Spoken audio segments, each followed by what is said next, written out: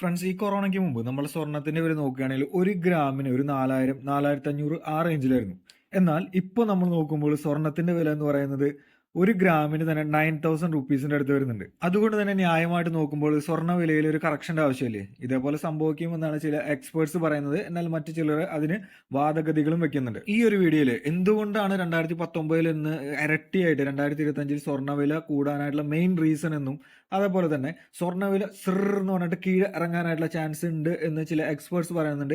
അവരുടെ ആ ഒരു പഠനങ്ങൾ, അവർ എന്തുകൊണ്ടാണ് ഇത് പറയാനായിട്ടുള്ള കാര്യങ്ങൾ എന്നുള്ള ഡീറ്റെയിൽസ് ആണ് നമ്മൾ ഇന്നത്തെ വീഡിയോയിൽ കാണാൻ പോകുന്നത്. ആദ്യം തന്നെ ഓരോ രാജ്യങ്ങൾ എത്ര ടൺ എന്ന് പറഞ്ഞിട്ടുണ്ടെങ്കിൽ, ഒരു ടൺ എന്ന് പറഞ്ഞിട്ടുണ്ടെങ്കിൽ 1000 കിലോ, എത്ര ടൺ ഗോൾഡ് ആണ് വെച്ചിരിക്കുന്നത് എന്ന് നമുക്ക് നോക്കാം. ഫസ്റ്റ് പൊസിഷനിലുള്ളത് അമേരിക്കയാണ്. അമേരിക്ക ഏകദേശം 8133 ടൺ ഗോൾഡ് അവരുടെ ഫെഡറൽ റിസർവ് ആയിട്ട് അവർ മാറ്റി വെച്ചിട്ടുണ്ട്. സെക്കൻഡ് വരുന്നത് ജർമ്മനിയാണ്. ജർമ്മനി 3351 ടണ്ണാണ് ഗോൾഡ് സേവ് ചെയ്തിരിക്കുന്നത്. അടുത്തത് ഇറ്റലിയാണ് 2451. അതേപോലെ നെക്സ്റ്റ് വരുന്നത് ഫ്രാൻസ് 2436. അതിൻ്റെ താഴെ വരുന്നതാണ് റഷ്യയാണ് 2335. അതിൻ്റെ അടുത്ത് വരുന്നതാണ് ചൈന 2264. നമ്മുടെ ഇന്ത്യ ഏകദേശം 9th പൊസിഷനിലാണുള്ളത്. 840 ടൺ ഗോൾഡ് ആണ് നമ്മളുടെ റിസർവ് ബാങ്ക് ഓഫ് ഇന്ത്യയിൽ നമ്മളുടെ ഒരു ഫിനാൻഷ്യൽ സ്ട്രെങ്ത് എന്ന രീതിയിൽ നമ്മൾ മെയിൻറ്റെയിൻ ചെയ്യുന്നത്. മറ്റൊരു കാര്യം നോക്കുകയാണെങ്കിൽ 2019 ഞാൻ പറഞ്ഞല്ലോ, നമ്മൾ ഒരു 4000 4500 ആ റേഞ്ചിലാണ് ഒരു ഗ്രാം സ്വർണത്തിന്റെ വില നോക്കുകയാണെങ്കിൽ. ഇപ്പോൾ അത് 9000 രൂപയായിട്ടുണ്ട്. ഇതിന്റെ മെയിൻ ആയിട്ടുള്ള റീസൺ എന്ന് പറഞ്ഞിട്ടുണ്ടെങ്കിൽ, എല്ലാ രാജ്യങ്ങളിലെയും സെൻട്രൽ ബാങ്കുകൾ ഗോൾഡ് ആണ് കൂടുതൽ വാങ്ങിക്കാൻ താല്പര്യം കാണിക്കുന്നത്. നമ്മുടെ US ഡോളറിൽ ഇൻവെസ്റ്റ് ചെയ്യുന്നതിനായിട്ടും കൂടുതലായിട്ട് ഇഷ്ടം അവർക്ക് ഗോൾഡ് വാങ്ങിക്കാനായിട്ട്. മെയിൻലി റഷ്യ, ചൈന അതേപോലത്തെ രാജ്യങ്ങളുണ്ടല്ലോ, ഈ USA നിന്ന് രക്ഷപ്പെടുക എന്നുള്ളത് കാണുമ്പോൾ അവർ മെയിനായിട്ട് ആ ഒരു പണം കൊണ്ടുപോയിട്ട് ഗോൾഡ് വാങ്ങിക്കുന്നു. സോ അതുകൊണ്ട് തന്നെയാണ് one of the main reason എന്ന് പറയുന്നത് വെച്ചാൽ ഗോൾഡ് ഇൻക്രീസ് ആകാനുള്ള മെയിൻ റീസൺ ഈ സെൻട്രൽ ബാങ്കുകൾ ഗോൾഡ് കൂടുതൽ വാങ്ങിക്കുന്നതുകൊണ്ടാണ്. സിമ്പിളായിട്ട് കാണുകയാണെങ്കിൽ നമ്മുടെ ഇന്ത്യ ഉണ്ടല്ലോ, നമ്മുടെ ഇന്ത്യ ഈ 2019 ശേഷം എത്ര ഗോൾഡാണ് വാങ്ങിച്ചിരിക്കുന്നത് നോക്കുകയാണെങ്കിൽ, 2019 മാർച്ചിൽ 618 മെട്രിക് ടൺസ് ഗോൾഡ് ആയിരുന്നു നമ്മളുടെ റിസർവ് ബാങ്ക് ഓഫ് ഇന്ത്യയിൽ ഉണ്ടായിരുന്നത്. അത് മാർച്ച് 2024 നോക്കുകയാണെങ്കിൽ 822 മെട്രിക് ടൺസ് ഉണ്ട്. അതായത് ഏകദേശം ഒരു 190 ആ റേഞ്ചിൽ ഈ ഒരു 6 കൊല്ലത്തിനിടയിൽ നമ്മൾ വാങ്ങിക്കൂട്ടി. ചൈന നോക്കുകയാണെങ്കിൽ 2024 ആ ഒരു കാലഘട്ടത്തിൽ നവംബർ ടു ഡിസംബർ 2 മാസത്തിനുള്ളിൽ അവർ വാങ്ങിക്കൂട്ടുന്നത് 15 ടൺ, അതായത് 15000 കിലോഗ്രാം ഗോൾഡാണ് ചൈന ആ ഒരു 2 മാസത്തിനുള്ളിൽ തന്നെ വാങ്ങിച്ചിരിക്കുന്നത്. സോ അതായത് എല്ലാവർക്കും ആ ഒരു US അല്ലെങ്കിൽ ഒരു വാർ എന്ന് പറയുന്ന ഒരു സംഭവമൊക്കെ ഫുൾ ടൈം ഇങ്ങനെ ചുറ്റിക്കൊണ്ടിരിക്കുകയാണ്. ഉക്രൈൻ വാർ ആയാലും വരുന്നുണ്ട്, മിഡിൽ ഈസ്റ്റ് ആ ഒരു ടെൻഷൻ ഫുൾ ടൈം ഉണ്ട്. അതുകൊണ്ട് തന്നെ സാമ്പത്തികപരമായിട്ട് നോക്കുമ്പോൾ എല്ലാ സ്റ്റോക്ക് മാർക്കറ്റുകളും താഴേക്ക് വന്നുകൊണ്ടിരിക്കുകയാണ്. സോ അതുകൊണ്ട് ഏറ്റവും നല്ല ഒരു ഇൻവെസ്റ്റ്മെന്റ് എന്ന രീതിയിലാണ് അങ്ങനെ സെൻട്രൽ ബാങ്കുകളായാലും ഒരുപാട് ഫോറിൻ ഇൻവെസ്റ്റേഴ്സ് ആയാലും ആ ഒരു ഗോൾഡ് വാങ്ങിക്കുന്നത്. സിമ്പിളായിട്ട് കാണുകയാണെങ്കിൽ പല രാജ്യങ്ങളിലും തമ്മിൽ യുദ്ധങ്ങൾ ഉണ്ടാകുമ്പോൾ അവരെന്താണ് എടുത്തിട്ട് പോകുക എന്ന് നോക്കുകയാണെങ്കിൽ, ഗോൾഡ് അവരുടെ കയ്യിലുണ്ടെങ്കിൽ അതാണ് അവർ മെയിനായിട്ട് എടുത്തിട്ട് പോകുക. ഇപ്പൊ നമ്മുടെ കയ്യിൽ ഫ്രിഡ്ജോ ടിവിയോ മറ്റെന്തുണ്ടായാലും ആ ഒരു സമയത്ത് നമ്മൾ എടുത്തിട്ട് പോകാനായിട്ട് കാണുക. ഗോൾഡിന് അത്രയും വാല്യൂ ഉണ്ട്. പണ്ട് കാലങ്ങളിലൊക്കെ യുദ്ധം നടക്കുമ്പോൾ അഭയാർത്ഥികളായിട്ട് ഓരോ രാജ്യങ്ങളിലേക്ക് മാറി പോകുമല്ലോ. ഈ മാറി പോകുമ്പോൾ ആ രാജ്യങ്ങൾ ചോദിക്കുന്നത് പൈസയോ അല്ലെങ്കിൽ മറ്റെന്തെങ്കിലും സംഭവമല്ല, ഗോൾഡ് ഉണ്ടോ എന്നുള്ളൊരു കാര്യമാണ്. ഗോൾഡ് ഉണ്ടെങ്കിൽ കയറി വന്നോ എന്നാണ് പറയുക.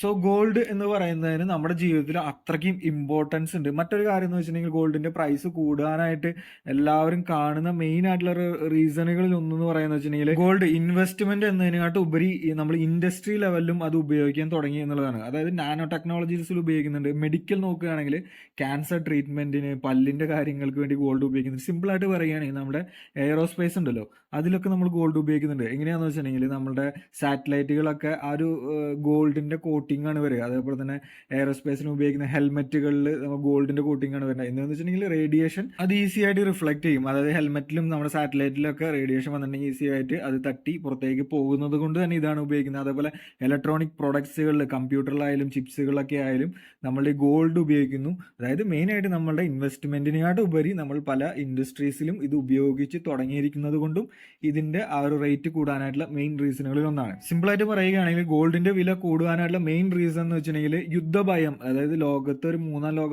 മഹായുദ്ധം ഉണ്ടാകുമോ എന്നുള്ളൊരു ഭയം, അതേപോലെ തന്നെ സാമ്പത്തിക മാന്ദ്യം ലോകത്തിലേക്ക് കടന്നു വരുമോ എന്നുള്ളൊരു പേടി, ഡോളറിന്റെ വില കുറയുന്നതും, അതേപോലെ തന്നെ വില കുറയ്ക്കുവാനായിട്ട് റഷ്യ, ചൈന പോലുള്ള രാജ്യങ്ങൾ തുനിഞ്ഞിറങ്ങിയിരിക്കുന്നതും, മറ്റേന്ന് വെച്ചിട്ടുണ്ടെങ്കിൽ നമ്മുടെ സ്റ്റോക്ക് മാർക്കറ്റിലോ അല്ലെങ്കിൽ FDയിലോ ഒക്കെ ഇടുന്നതിനടം കുറച്ചും കൂടി വിശ്വസിച്ച് നമുക്ക് ഇൻവെസ്റ്റ് ചെയ്യാനായിട്ട് ഉള്ള ഒരു നല്ലൊരു സ്ഥലമാണ് അല്ലെങ്കിൽ നല്ലൊരു മാർഗ്ഗമാണ് ഗോൾഡ് എന്നുള്ളൊരു ആശയത്തിലാണ് എല്ലാവരും ഗോൾഡ് വാങ്ങിച്ചു കൂട്ടുന്നത്. എന്നാൽ ഈ അടുത്തിടെ ജോൺ മിൽസ് എന്ന് പറയുന്ന ഒരു മാർക്കറ്റ് സ്ട്രാറ്റജിസ്റ്റ്, അദ്ദേഹത്തിന്റെ ആ ഒരു പ്രഡിക്ഷൻ, ഒരു ഗോൾഡിനെ പറ്റിയിട്ട്, ഫ്യൂച്ചറിൽ ഗോൾഡിന്റെ പ്രൈസ് എന്ന് പറയുന്ന ഒരു കാര്യത്തെ പറ്റിയിട്ട് അദ്ദേഹത്തിന്റെ ഒരു പ്രഡിക്ഷൻ ഒരുപാട് കാര്യങ്ങളെ വെച്ചിട്ട് അദ്ദേഹം പുറത്തെടുക്കണേ. എന്താണെന്ന് വെച്ചിട്ടുണ്ടെങ്കിൽ ഗോൾഡിന്റെ പ്രൈസ് വിത്തിൻ 3 yearsൽ തന്നെ 38% ഇറങ്ങും എന്നാണ് പറയുന്നത്. അതായത് ഈ 9,000 ഉണ്ടല്ലോ, ഒരു ഗ്രാമിന്റെ 9,000 ഇറങ്ങി ഏകദേശം ഒരു 6,000 അല്ലെങ്കിൽ 5,500 ആ റേഞ്ചിൽ വന്ന് നിൽക്കും എന്നാണ് പറയുന്നത്. അതിന് അദ്ദേഹം ഒരുപാട് ന്യായീകരണങ്ങൾ പറയുന്നുണ്ട്. ഒന്നാമത്തെ ന്യായീകരണം എന്ന് വെച്ചിട്ടുണ്ടെങ്കിൽ നമ്മുടെ അമേരിക്ക ഉണ്ടല്ലോ, അമേരിക്കയിലാണല്ലോ ഏറ്റവും കൂടുതൽ ഗോൾഡ്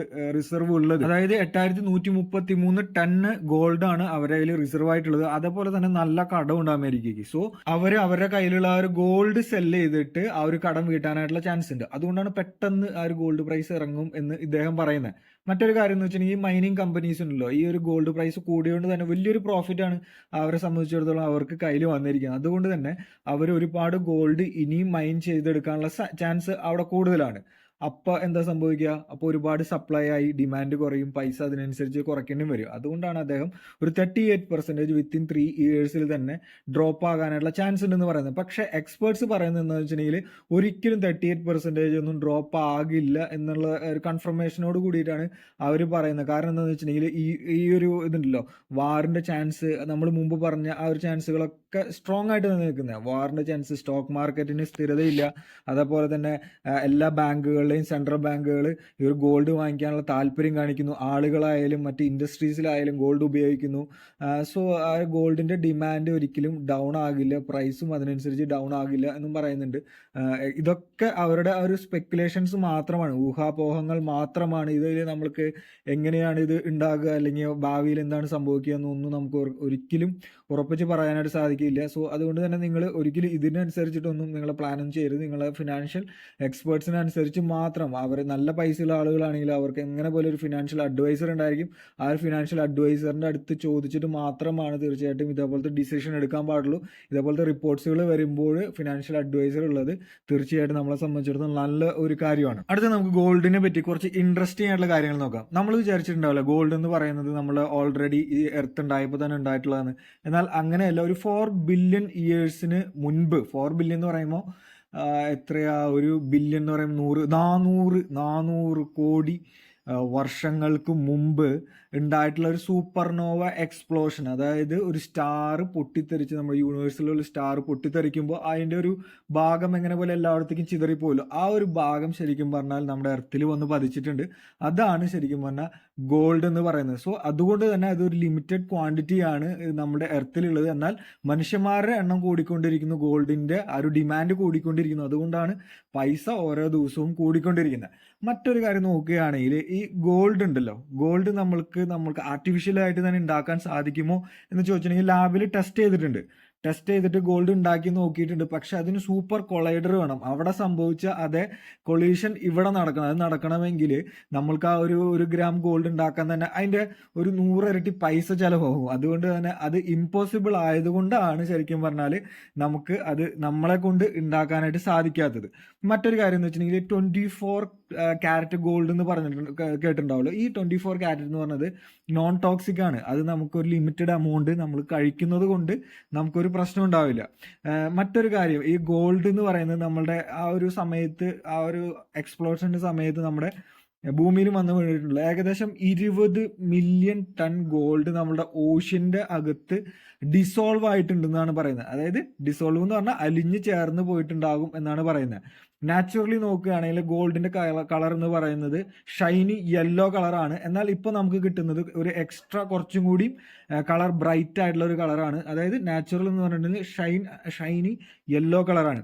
നമ്മുടെ ഗോൾഡിനെ നമുക്ക് എത്രമാത്രം തിന്നാക്കിയിട്ട് ഉണ്ടാക്കാൻ സാധിക്കും എന്ന് വെച്ചിട്ടുണ്ടെങ്കിൽ നമ്മുടെ തലമുടി നാരുണ്ടല്ലോ, അതിനെയാട്ടം തിന്നായിട്ട് ആ ഒരു ഗോൾഡിനെ നമുക്ക് തിന്നായിട്ട് മാറ്റാനായിട്ട് സാധിക്കും എന്നുള്ളതാണ് മറ്റൊരു സത്യം. ശാസ്ത്രജ്ഞന്മാരുടെ പഠനപ്രകാരം ഗോൾഡ് ഏറ്റവും കൂടുതലുള്ള ഭാഗം എന്ന് പറഞ്ഞിട്ടുണ്ടെങ്കിൽ നമ്മുടെ ഭൂമിയുടെ കോറുണ്ടല്ലോ, അകക്കാമ്പ്, ആ ഒരു ഭാഗത്താണ് ഗോൾഡ് ഏറ്റവും കൂടുതലുള്ളതെന്ന് പറയുന്നത്. അതുപോലെ തന്നെ നമ്മുടെ എർത്തിന്റെ എല്ലാ ഭാഗങ്ങളിലും ഗോൾഡ് അവൈലബിൾ ആണ്. ഈവൻ സമുദ്രങ്ങളിലായാലും പുഴകളിലായാലും അണ്ടർഗ്രൗണ്ട് ആ ഒരു കിലോമീറ്റർ കുഴിച്ചു പോകുമ്പോൾ മേ ബി അവിടെ ഗോൾഡ് കിട്ടാനുള്ള ചാൻസ് ഉണ്ട്. പക്ഷെ അതിന് യോഗം വേണം എന്നുള്ളതാണ് അതിന് പിറകിലുള്ള സത്യം.